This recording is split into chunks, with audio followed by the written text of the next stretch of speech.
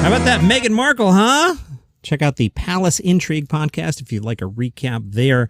Over here, the late night shows talked about the Texas Governor Greg Abbott getting rid of coronavirus restrictions. Sure, the pandemic's over. Do whatever, Seth Meyers said after Texas Governor Greg Abbott announced that he was lifting coronavirus restrictions.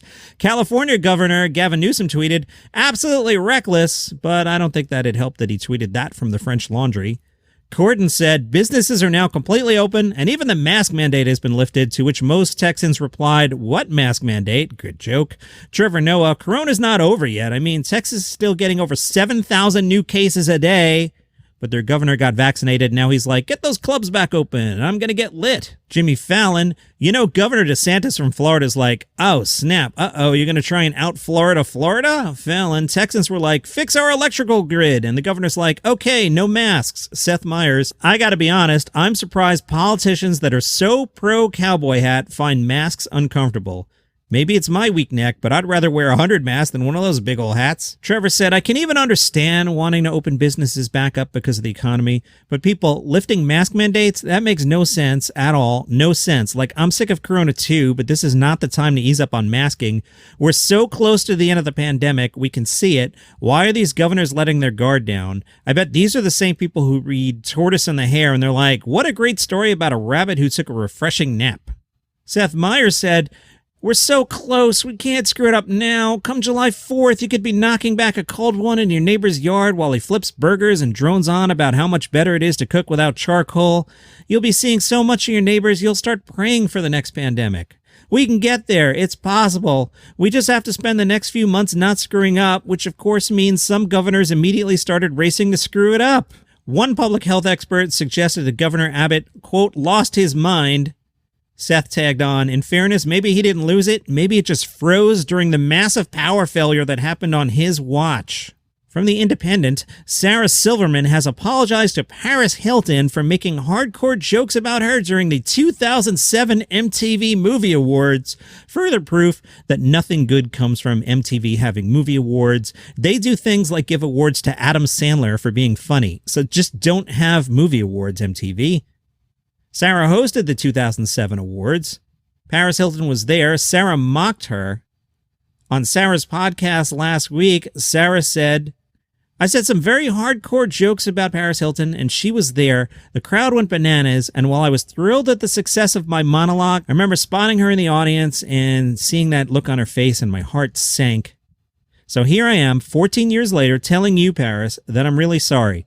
I was then, and I'm much more completely and with far more understanding, I think, now. I can't imagine what you were going through at that time. My understanding of humanity through the lens of my work as a comedian had not yet merged, and I'm sorry that I hurt you. Comedy is not evergreen. We can't change the past, so what's crucial is that we change with the times. Paris Hilton responded, saying, I could tell that Sarah really did mean what she said when she said that she was apologizing. From the Interrobang, Louis Anderson's in that Coming to America movie that we've talked about a lot. He says he's met plenty of people over the last 3 decades who know him primarily as Maurice from Coming to America. He's often recognized for the role, particularly by immigrants. He says drivers would often peek over their shoulder into the backseat of the car and go, hey, you're the Fry guy. They were often people from other countries who told Louis that the movie is the reason they decided to move to America. He'd go, why? And they'd say, you're the Fry guy coming to America. I came here because of that movie. Yeah, man, that's cool. That introduced me to a whole culture of people that would not necessarily have known me, and I've always felt very connected to that. He's in the new movie, and he said there were 100 people in that scene, and Eddie and I just sat and talked, and me and Arsenio sat and talked, and we all just sat, and it was really nice. Eddie and I talked about stand-up, and his goal was to do Dolomite, Coming to America, and then go out on a big tour. So I grilled him about the stand-up because I wanted to know. I told him he could open for me anytime, and I had fun with it. He's a lovely human being. He's full of compliments about Leslie Jones and Jermaine Fowler. He says Jermaine Fowler is already a movie star. This is my full circle, Eddie's full circle, Arsenio's full circle. Eddie gave me my costume to take. He goes, that looks good on you. Why don't you take it? But they came for it. They tracked me down. They go, where's your costume? And I said, Eddie gave it to me. Well, you can't have it.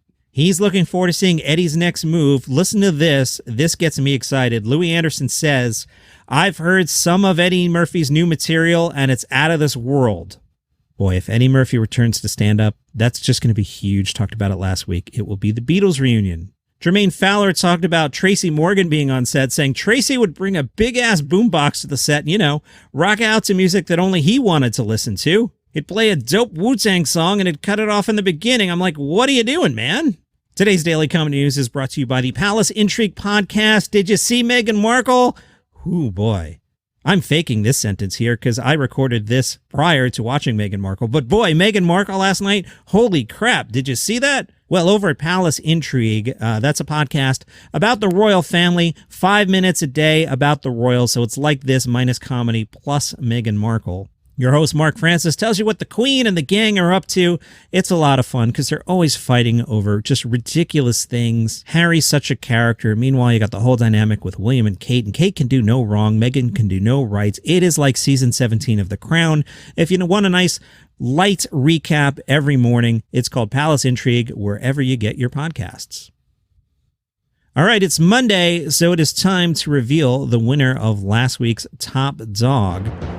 Defending champion John Mulaney was taking on Bert Kreischer, and the winner is John Mulaney. John Mulaney, now two-time defending champion, so we got to up the bar here. We got to make it a little harder on you, John Mulaney. So here's what y'all are going to do. You're going to go to Instagram at Daily Comedy News, and you're going to find this week's Top Dog post where you will find a picture of John Mulaney and a picture of his new challenger. This week's matchup, two-time defending champion John Mulaney takes on Ricky Gervais. Tough matchup. Brits, you got to represent Ricky Gervais.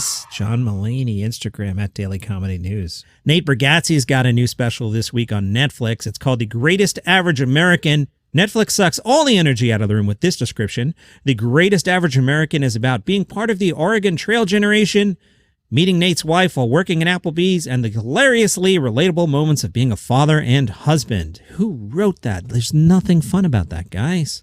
In the trailer, Nate talks about buying 2 reversible jackets because he didn't know they were reversible, helping his kids with their homework, and how Rescue 911 changed the way he slept for the rest of his life. I like his comedy a lot. The Greatest Average American, Netflix, March 18th. Kevin Hart, yeah, he's always working. Well, he went on Instagram to reveal his new project. Yo, if you liked George Lopez beer, how about Kevin Hart tequila? Yeah. He reveals this is a project he's had in the works for 3 years now. On his Instagram, he wrote, I love it when the plan comes together. 3 years of developing. I'm almost there. I can taste it literally. It's all about the quality for me. It's about the word premium and what that word truly means. Stay tuned, people. Hashtag tequila coming soon. Hashtag today was a great day. Hashtag hustle hearts. Whatever, man.